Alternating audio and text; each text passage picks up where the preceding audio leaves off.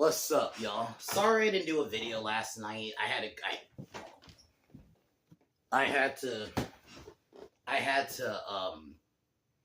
something to do. I had to work this morning and I had to be up, so I just didn't have time. So I will eventually get to Snakes on a Plane, but today I am listing my top 8 movies from 1986.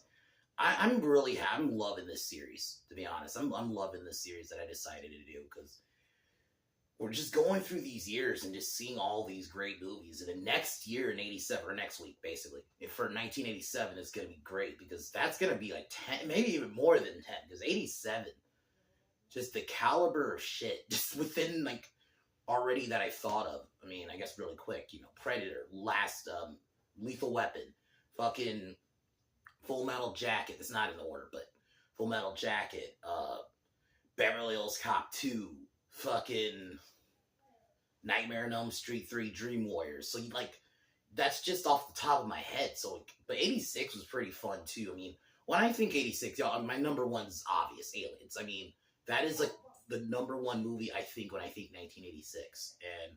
But in general, I feel like this list was fun to make too. And yeah. So that's my video today. Tomorrow, let me address the Moonraker. I didn't have time to watch Moon, and I'm not going to have time this week to watch it, and I don't want to keep, making y'all wait every fucking time, so what I'm going to do is, and I'm not going to make this a habit, but if I can't get to a certain Bond film, I'll probably just do a quick, if I don't do a whole video on a movie, do a quick, 5-minute to whatever, kind of quick summary. I might do that for Moonraker, and we'll just move on to the next Bond. I don't want to keep, waiting, so... And I'm not going to make that a habit, obviously, and I want to review most of them, but Moonraker, I'll just really quick, it was decent, but it wasn't really anything special, so I'm kind of fine not doing a whole video on it, so we'll just jump to the next Bond movie, but I will give a quick Moonraker review in it, so I can at least have my opinions out there about that one, but other than that, tomorrow, yeah, like I said, the next Bond film, Wednesday, I'll be doing Streets of Fire, recommended by my friend Stieg. Thursday, we'll be doing Mad Max Road Warrior, Mad Max 2 Road Warrior. I can't wait. It's my favorite one. When I think Mad Max, I think that one. On Friday, I'll review a movie called The Babysitter. And then probably this weekend, I'll roast The Little Mermaid. So, but other than that, let's get started.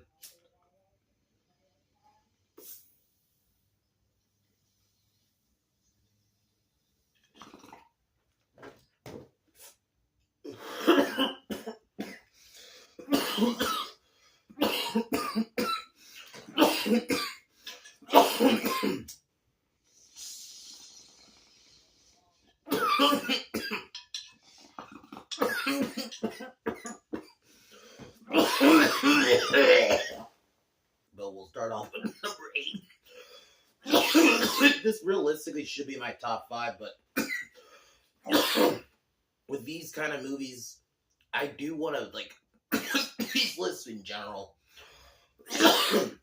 I go for movies that I generally rewatch all the time. And this one, while amazing, probably my favorite military movie, I don't just sit down and watch it, and that is Platoon. This movie hits fucking hard. That village scene where Barnes just destroys the village and just... That's another one of those movies that I really feel like highlights both. You have the heroes, heroicness of the Marines. They do show it. It's not like one of those movies like how some of them are now, where we're just going to make the military look like shit.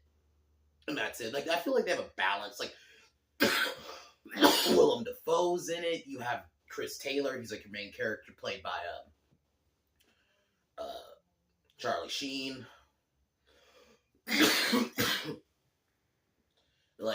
You have a general Keith David's in it, very young Keith David's in it. It's one of those movies, I really feel like it's an experience movie, and that's why it should be in my top 5 of the year, but I also I have to go for movies that I generally rewatch, because I feel like because that makes it even more, and I just don't sit down and When we get to 1998, it's going to be the same situation. I'm going to have American History X probably at the bottom, even though it realistically should be at the top that year. But because I don't just sit down and watch it, I kind of have to put it there. But this is still a great one. The cinematography, they hit you in the feels where they're because it's soldier against soldier. Like, you eventually get to a point where the soldiers kind of turn on each other. But that village scene is just so iconic. But even just, like, the little quiet moments, like when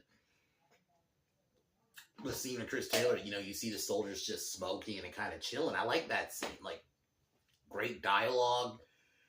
Sergeant Barnes is one of the great, in my opinion, one of my favorite villains in the movie. Where I'm not going to say you understand, but you kind of do in the same time. Because you got to keep in mind what the time of this was. It was Vietnam War. So I generally love this movie. But because I don't rewatch it all the time, because it's not, you can't just sit down and watch it, like, casually, because you got, like, all, like, this hard-hitting shit. Like, that village scene is very hard to watch. Most shit doesn't get me, but yeah, that village scene is very hard to watch, but I had to include it in my 1986 list. So that is my number 8. My number 7, which in my opinion has my favorite Queen song, Princes of the Universe, Highlander. I fucking love this movie. I've always loved this movie as a kid. I love, like, the premise. These immortal warriors, and, there can only be one. The funny thing was, I actually didn't watch the movie first. How I actually got caught up on the movie, how I knew about the movie, or learned about it, was Robot Chicken. They did a gag where it was Lindsay Lohan and Hilary Duff, and they did there could be only one, and then I eventually just watched the movie, and it's so good. Connor McLeod, Christopher Lambert, who plays Raiden, in the Mortal Kombat movie. I love the different time eras it jumps. It goes from 85 and it goes into, like, the 1500s. And Sean whatever. Sean Connery plays a Spanish guy. Who gives a shit? It's Sean fucking Connery at the height of his career. He's about to be Indy's dad in Temple of Doom, or The Last Crusade, sorry. And so it's like, I have to mention him. And I love his portrayal as Juan in this, like, as, like, the mentor character, teaching Connor, and then just the sword fights, the cinematography. I love the way and also, like, when you watch it, it's not jarring when they switch from 1985 or the 80s, right, or present day, to, like, the 15th century. It's not jarring at all. You'd think it would, but it's not, honestly. They do it in a way where it makes sense. You're not lost. You still know where you are in the movie. The final fight's amazing. And like I said, the whole soundtrack in general is great, but obviously most people know Princes of the Universe, the Queen song. It's so fucking good. It's so good. Like that whole song, like, encapsulates the movie. But yeah, anyway, I love Highlander. It's a great one.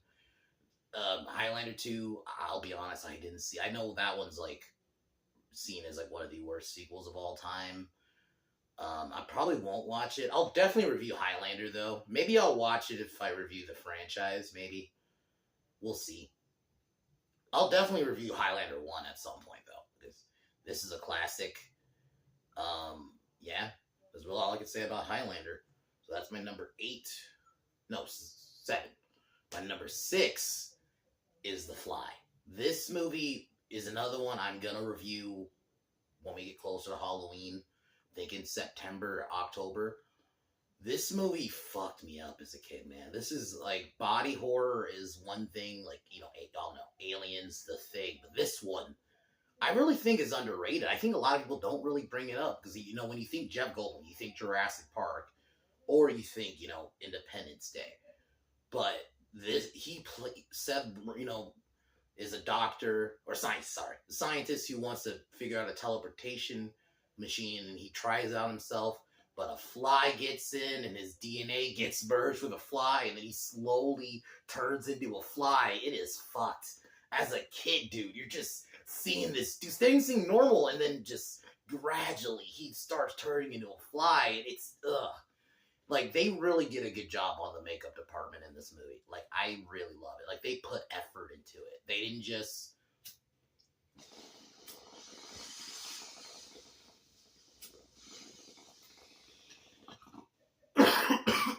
and you feel for him.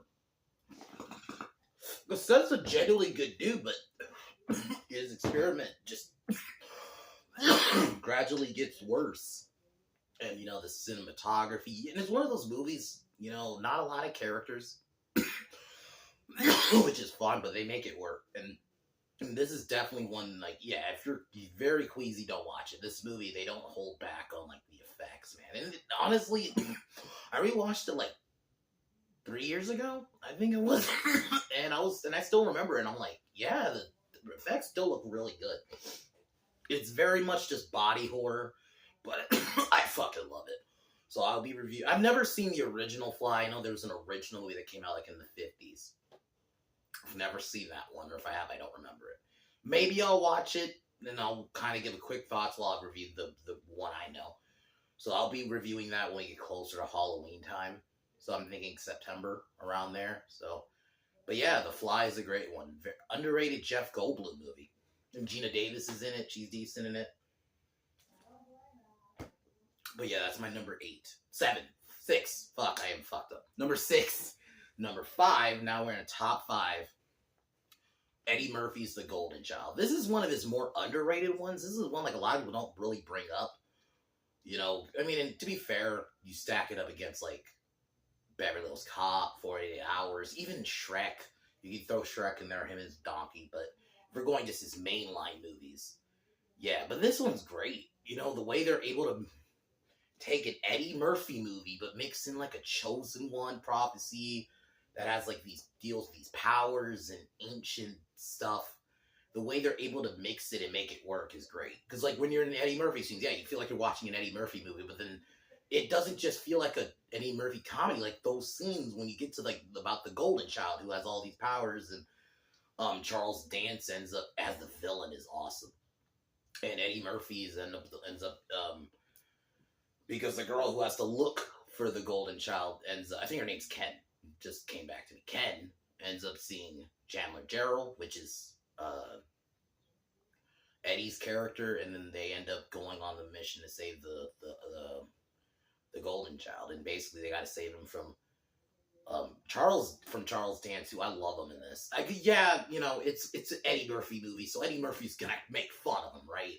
He's gonna take him as a joke, but Charles Dance still plays it so good. I love Charles Dance in general.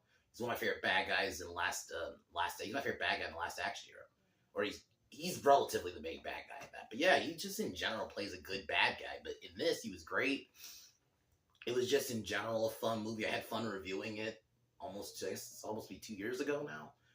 But yeah, so it's really all I can say about it. I mean, it's a fun Eddie Murphy movie. I definitely recommend it. It's on I think it's on HBO Max or Paramount, or one of those. Yeah, but yeah, it's Eddie at his best. Like, this is Eddie Murphy, 80s Eddie Murphy in his prime. This is a year before, you know, Beverly Hills Cop 2. It's like, yeah, this is Eddie at his best, man. And I love the fucking opening. Very Eddie Murphy. So, that's really all I can say about The Golden Child.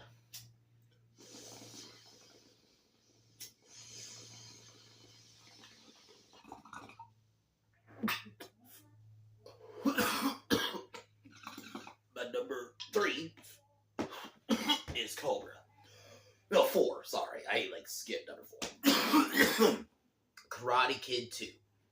Honestly, this is my favorite Karate Kid. I've always loved the first one, and I still will say objectively, because I rewatched them, last year before Cobra Kai. Or after Cobra Kai. And I gotta say, objectively, the first Karate Kid is the best one, but I love 2. 1, I actually like the whole switch up of going to Okinawa. You know, I like the switch up. Yeah, no Johnny Lawrence, which, you know, especially now that I, post Cobra Kai, but Chosen's a great antagonist for the film. You got Peter Cetera doing Glory of Love. Probably, dude sang for Chicago. It's great. Because,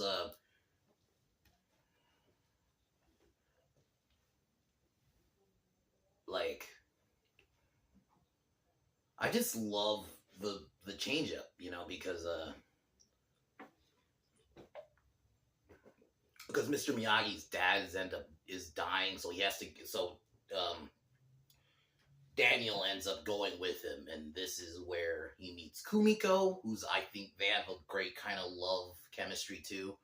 And yeah, it's just a fun movie. The final fight, which I like, is in the street. It's not like at a tournament. It's like a nice change up, and yeah, it's a bigger scale change. It's a sequel, so like, okay, we got a bit more money. We can go to Okinawa, and it works within the plot. So yeah, Karate Kid 2 to me was always my favorite. I just um Chosen's a great antagonist in the way, like I said.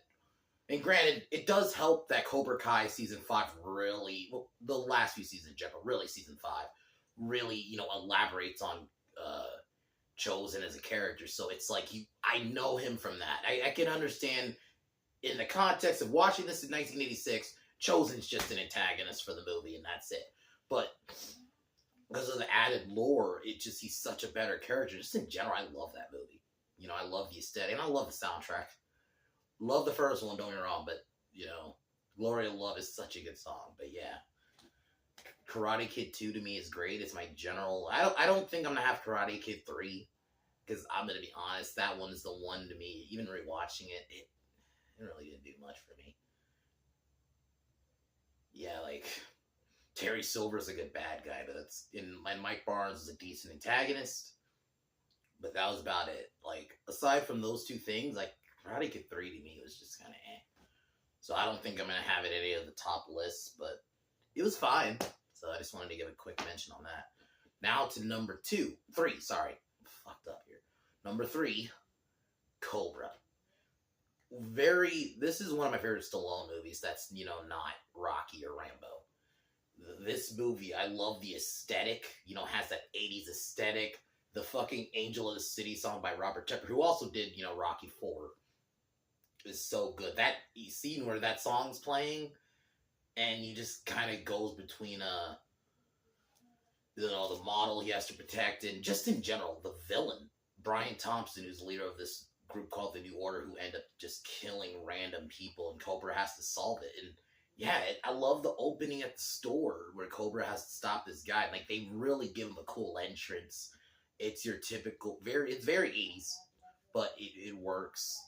I love the final face-off with Brian and Cobra. It's great. I just think in general, this movie it's very, because they do mix horror pretty well. Because like the scene where Brian is trying to kill the model,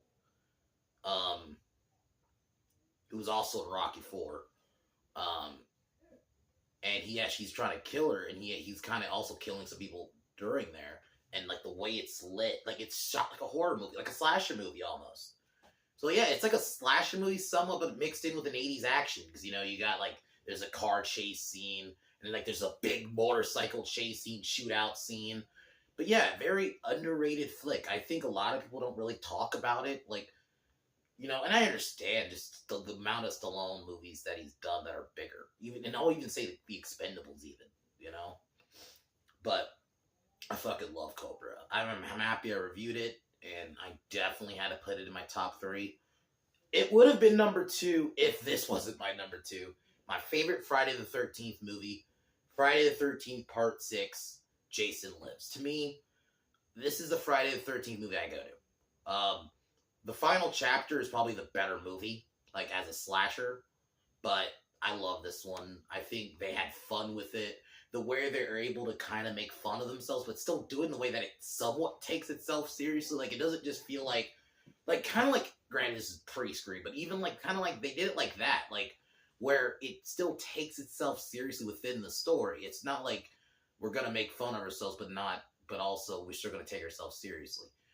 Jason gets revived by fucking lightning, And this is where we get zombie Jason, as most people call him, Jason that, that can't die. And it's like, fucking, he kills Tommy's friend with a punch through the chest and grabs his heart.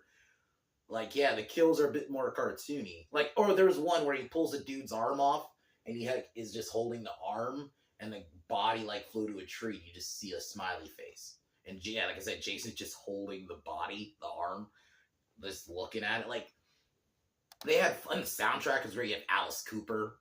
But also, it has my favorite Tommy actor. Tom Matthews. I thought he killed it as Tommy. To me, when I think the Tommy actor, I think him. Even before Corey Feldman, who I thought did a good job, and even the other guy from Part 5 did decent. But to me, when I think Tommy, I do think him. He killed it, even just within that opening scene. The way they're able to tie it back to Part 4 perfectly, and then, you know, before he stabs Jason with that piece of, like, gate, you know, you get that moment where he's thinking about, like, this is the end of Part 4 where he's screaming, die, you know, like, even, like, and I think, I'm going to be honest, this is one of the Friday 13th, I think is probably the best acting, if we're being honest. I thought every character did fine, like Sheriff Garris, I think was his name, even though he was annoying and because he didn't believe Tommy, he worked. His character worked. Megan, who's like basically his love interest, worked. And even some of the other teens. And I actually liked the idea of having kids at the camp. I thought that was interesting. And that scene where Jason has his fucking little trusty utility belt.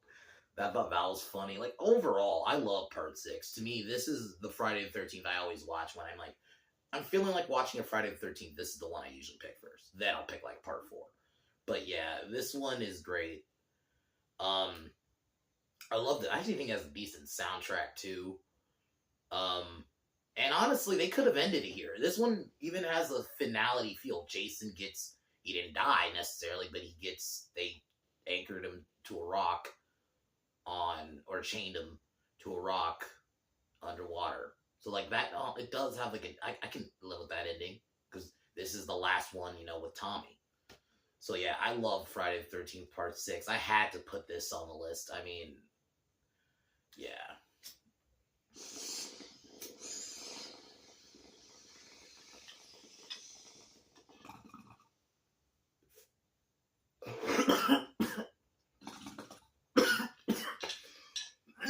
Number 1 is Aliens. I mean,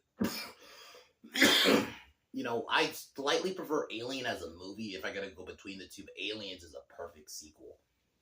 The way they bring in Ripley back in, even mention her daughter, you know, Amanda, and,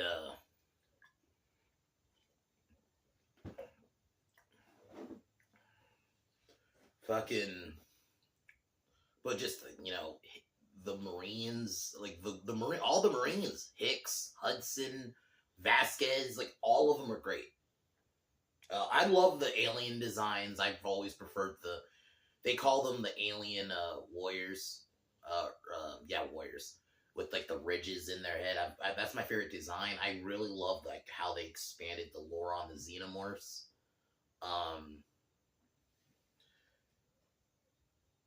You know, Newt, that connection with Newt and Ripley that's like one thing that everybody always talks about with this movie is, even though she's not her daughter, because, you know, obviously, because she didn't get to see her actual daughter, so it's almost like she's making up for it, you know, with Newt, and it's great. And then just the shot of Newt when she's about to get grabbed by the xenomorph, she's in the water, and then the xeno slowly rising. I love it. I mean, and this is where we get to see the alien queen, which is cool. Get away from her, you bitch. It's so good. This, like, I love it. It's my favorite Alien movie. Second favorite Alien movie. And honestly, and I like Alien 3, but this does kind of have a decent ending, too. You know, Ripley and Newt and Lance Henriksen is great, too. And, you know, because, yeah, you have Ripley's, and it makes sense why she has this distrust of droids after what happened last time. But then she eventually realized, okay, he's actually good. So she actually starts respecting him. Like, that's the thing. You have character growth. It's just such a good movie. I fucking love it. I definitely watch it all the time. This is definitely one of those, like Predator, I watch, like, yearly. Like, I'm probably gonna watch this sometime this week. But Alien and Aliens. I have to watch Alien first. But yeah, I love it. And I like the change up. You know, it's more sci-fi action. There's still a little bit of horror elements in there. But yeah, Vasquez's death is great. You know, she goes out, her and her man go out like badasses. Like, Hudson fucking, game over, man. Game over. Like, so quotable. Like, that's the other thing. Like, this is probably, of the two, between the first one and this was the most quotable. I mean, nuke the entire thing from orbit. Like, there's just so many good ones. So, Aliens is number one for 1986. Can't wait for 1987 because, dude, that year, just so many major movies. Just the ones I named earlier in this video. Just, I mean, my number one's gonna be Predator because when I like that movie was my childhood, or one of them. It's like if I ever do a top movies of all time, Predator would be number 4. Yeah, it would be number 4. Y'all already know my number 1, but yeah, eventually I might actually do that video at some point. I just gotta figure out like, because I could go through like 1 through 5 like that. It's just the 6 through like 10 I kind of have trouble with. But yeah, I'll eventually do that video. But yeah, 87, like Predator was just, when I think 1987, I think that movie. But like, yeah, you got